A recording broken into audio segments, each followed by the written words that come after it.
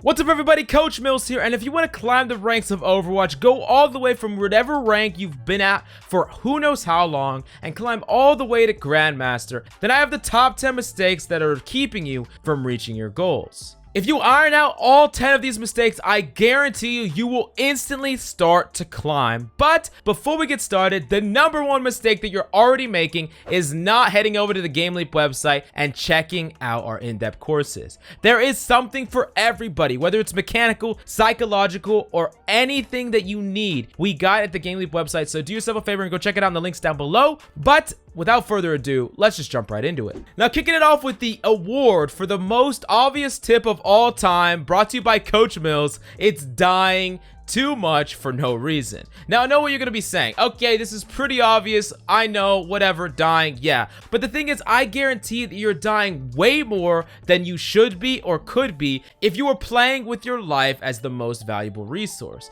You see, a lot of Overwatch is being aggressive at the appropriate times and being passive at the appropriate times.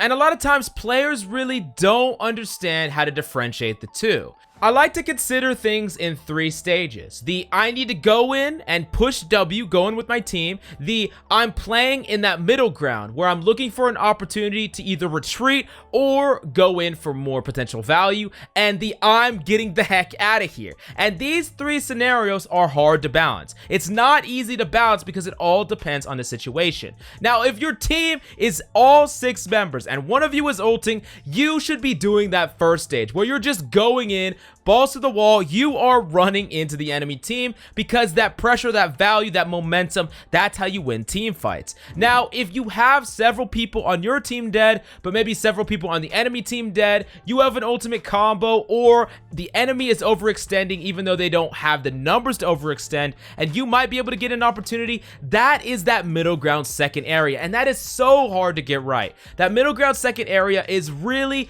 so close to being one of those things that could easily turn into dying too much and feeding. The thing about being in that gray area is you always need to be thinking, oh, is there an opportunity here for me, or should I retreat instead? Always remember though that retreating is always the most safe option. If you have 2 people dead and the enemy have 2 people dead, just retreating and regrouping with your team is almost always going to be safer than trying to go in and get more value or playing that middle ground. But I'm not going to tell you that that middle ground doesn't exist, because it does, but there are a few things that you could do to make sure that you die less. Make sure that when you're in that middle ground, you are still in a position to leave if you want to. Don't commit so much to that middle ground that you set yourself up in a situation where you're too aggressive, you're too far forward, and you die as a result. It's incredibly important that you balance these 3 styles of positioning to give yourself fair value in every single game, give yourself opportunity to carry fights that you have no business carrying, but also make it so that you feed the least amount possible. Now, this moves on directly to our second tip that we need to talk about, and it's taking fights at a disadvantage. Now, the most important aspect of this is learning how to evaluate when is a fight as a disadvantage. Well, the thing is, there are actually multiple things you need to think about when whether you decide whether a fight is at a disadvantage or an advantage. If you are next to your spawn and the enemy have to go really far away to their spawn, then you have an inherent advantage that numbers might not simply cover. If the enemy have 5 people to your 4 people, but your spawn is right behind you, you got to remember that you're going to have a constant stream of people while the enemy have to take so long to get back, so every pick for you is worth multiple picks and value for the enemy team. Now, on top of that, if you have a whole bunch of ultimates and the enemy doesn't, you could use ultimates and convert that for numbers advantage. So if the enemy have 5 players, but you do like a Grav Dragon followed by a Nano Blade, it doesn't matter if they have the numbers, you could still clear them off and win the team fight. You need to be evaluating every single one of these factors separately to know when you should be taking a team fight and when you should not be taking a team fight. And generally, if you have no idea who has the advantage or disadvantage, if you can afford to give it up, if you can afford to back off, then do so.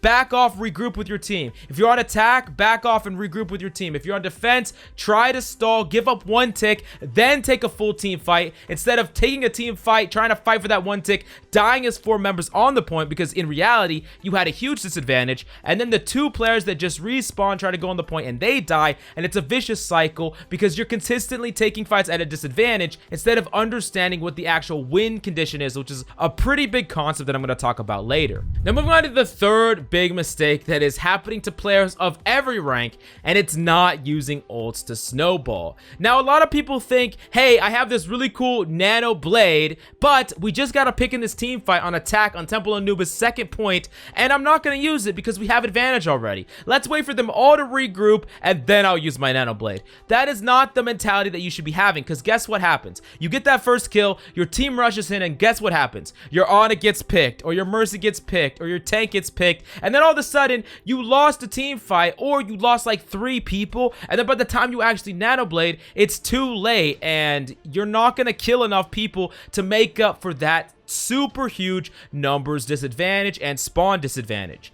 What you should try to be doing in your games is using your ultimates to take a small advantage and snowball it into a large one where you don't have to invest additional resources. If you nanoblade right off the bat, your team didn't have to invest in really powerful cooldowns, your team didn't have the possibility of getting picked, your team got to save their ultimates, and then you get to take point control, you have point pressure, and none of your team dies, you have that huge sustain, and then you win the team fight that way. Understanding the reasoning for investing ultimates and snowballing a point is one of the most important factors in pro play, and it definitely pertains to ranked play as well, even if the vast majority of players don't understand this concept. But you could be the difference maker, you could force through ults, you could be the auto that nanos your Rhine, you could be the Rhine that aggressively shatters 3 people. Whatever you have to do, you could snowball these points and snowball these fights and win tons of game off the back of that momentum alone.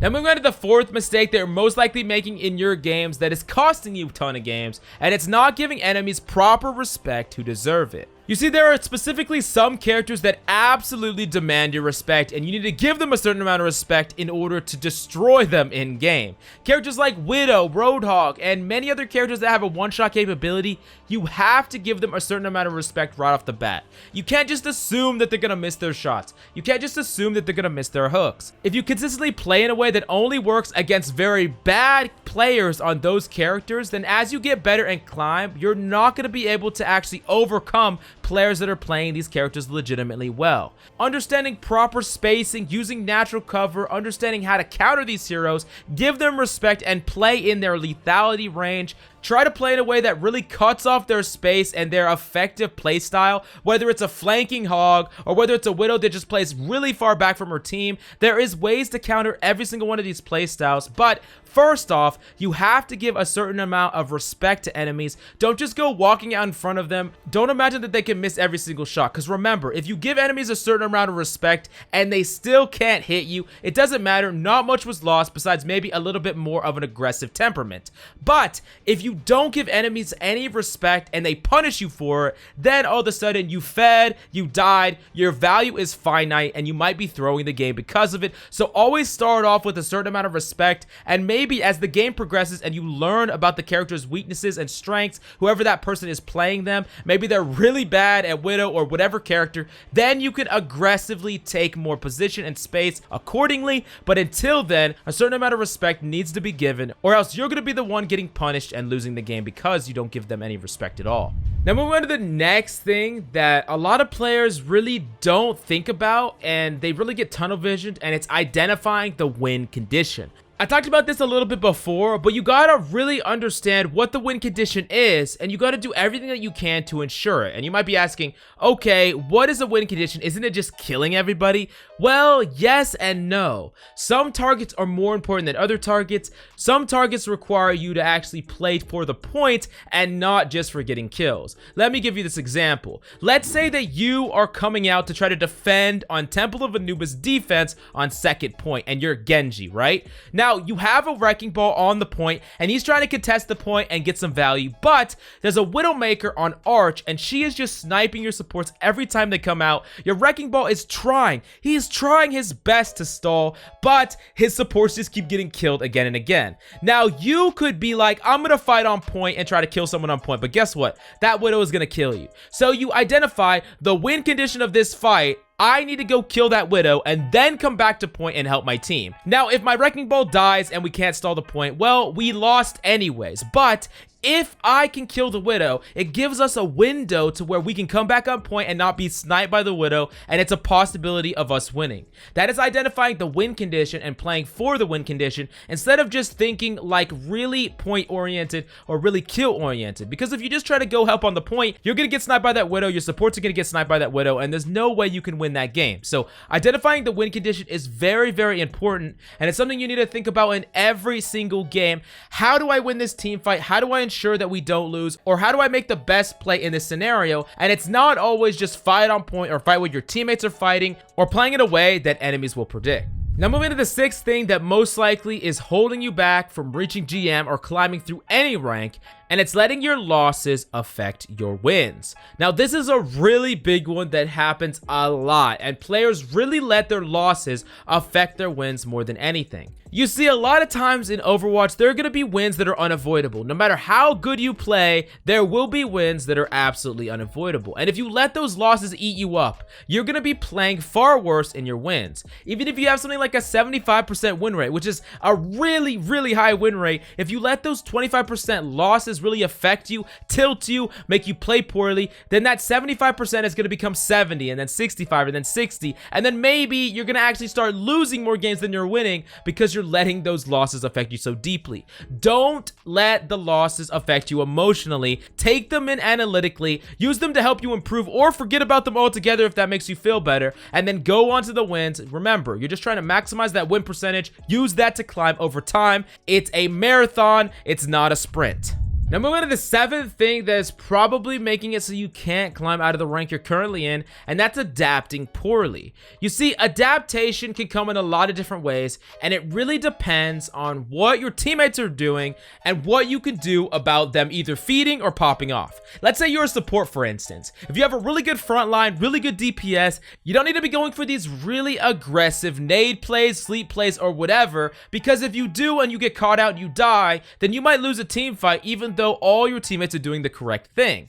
Now, if your teammate are constantly feeding, they're constantly dying, no matter what you do, you can't keep them alive. If you keep pouring resources into them, what is it gonna do? Absolutely nothing. But if you get a fat 3-man nade, a fat sleep dart on a Genji or whatever, you're gonna be able to carry a game and have a super huge aggressive impact in a way that really pushes your team forward even more than if you were just keeping them permanently pocketed. Because I'm sure you as support players or anyone really, you're putting resources or helping someone out over and over again, and they just keep feeding and dying, right? That is when you need to adapt. That is when you need to start taking matters into your own hands, start putting less resources into them because they're using those resources poorly, and either give it to someone else or try to make plays yourself in a way that can actually have adverse offensive impact.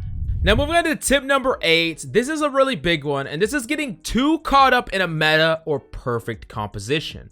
You see, a lot of players, and I think this happens a lot to lower tier players, they care way too much about what is quote unquote meta. They say stuff like, hey, Doofus is not meta, hey, Brink's not meta, stop playing that hero. But I'm gonna tell you something secret, and it's not really that big of a secret. Meta does not matter. Even at the highest ranks, even in GM, meta only matters really marginal. And yes, there are gonna be some characters that really are good at countering other characters, but at the lower ranks, and pretty much almost all the ranks outside of pro play and maybe top 500, players don't play those characters correctly to counter other characters, and there's always gaps in everyone's playstyle. If you care way too much about the meta and say stuff like, we need a shield, we need a this, we need a that, we need a McCree for this, there is always ways to adapt your playstyle to play around characters. There's always ways to pop off in a way that gets more value, even through your counters. Don't get too caught up in meta or perfect team composition. In the long run, I promise you this does not matter, and an overemphasis on this can really just frustrate you when in actuality, you could be playing the perfect composition and still lose to a garbage tier composition because you're not playing it correctly. You're playing the perfect composition without understanding why it's the perfect composition, or the enemy is playing a composition that is actually good against your composition if you don't know how to counter in this one perfect way. So, big takeaway, don't care too much about the meta. Now moving to the 9th thing that is holding a lot of people back, pretty much no matter what rank they're in, and it's having bad mechanics. You see, at its core, mechanics is like the fundamental building block of Overwatch. If you have good game sense, good positioning, good decision making, but you have terrible mechanics, you're going to be losing team fights, losing plays, and basically losing 1v1s because you have bad mechanics. Imagine you're a McCree at max HP pushing a 50 HP Genji, but because he out mechanics you, he wins the matchup over and over again. On paper, positionally, game sense wise, every single part of that play was the correct one, but your mechanics were lacking in a way that just made you fail that matchup. So it doesn't matter what good decisions you're making on paper, if you don't have the mechanics to back them up, you're gonna be losing. And it's also vice versa. If you make a bad decision but you have really good mechanics, sometimes your mechanics can actually push you through a bad decision and have you come out on top anyways. And having good decisions can actually increase the possible plays you could make. You could be thinking like, I'm gonna wait for this Mercy to res and I'm gonna go one clipper, or hey, I'm gonna wait for this Doom to come in, I'm gonna flash double headshot him. These are plays that open up after you get more confident in your mechanics, so make sure that you're putting effort and grinding your mechanics each and every day. Whatever you have to do on your select hero, make sure that you're consistently practicing your abilities, whether that's sleep dart training, whether that's just shooting headshots on Hanzo, whatever you have to do to practice your mechanics, become consistent and you will have a much better time in your games. Make sure that you do not let your mechanics slip out of anything. Now moving on to the last and certainly not least tip, it's go get a GameLeap premium sub. No, I'm just kidding. Sorry. It's having too large of a hero pool. You see, players that have way too large of a hero pool really hurt themselves in the long run. A lot of players will be playing like 10, 20 heroes, and guess what? If you're playing that many heroes, you're going to be struggling to improve on any of them no matter how much you grind. Yes, your game sense is going to improve, but your positioning and specifically your mechanics are not going to improve that much on your select main heroes. Like, let's say you play 30 hours a week, right? But in reality, your main Ana, you only put 5 hours a week in, and the rest is between tanks and DPS or whatever. How much better are you realistically getting on Ana with only 5 hours a week practice time? You see, another person who is realistically playing only 10 hours a week, but all of it is Ana, is going to be improving at a much faster rate than you. Actually, probably more than double because it's exponential, and you are not improving that much, and in your mind, you're really stuck, but realistically, you're just spreading yourself too thin. So make sure to kind of tighten up that hero pool, really try to tighten up that roles, and try to play like maybe one role. Realistically, that's the best thing that you could do for yourself, but I understand if you want to play some other roles. But in reality, just try to tighten up your hero pool, and you're going to have a much better time. You're going to improve a lot faster, and you're going to have a more fun time in Overwatch just winning more games. Now, speaking of winning more games, you already know what time it is. It's time to go to the GameLeap website, go get your premium subscription, check out all our in-depth advanced guides, mechanical psychology, in-depth hero courses, whatever you need to improve, we got it at the GameLeap website. Do yourself a favor and go check it out in the links down below. But that's all I got for you today. Thanks so much for coming by. I'm Coach Mills, and of course, until next time,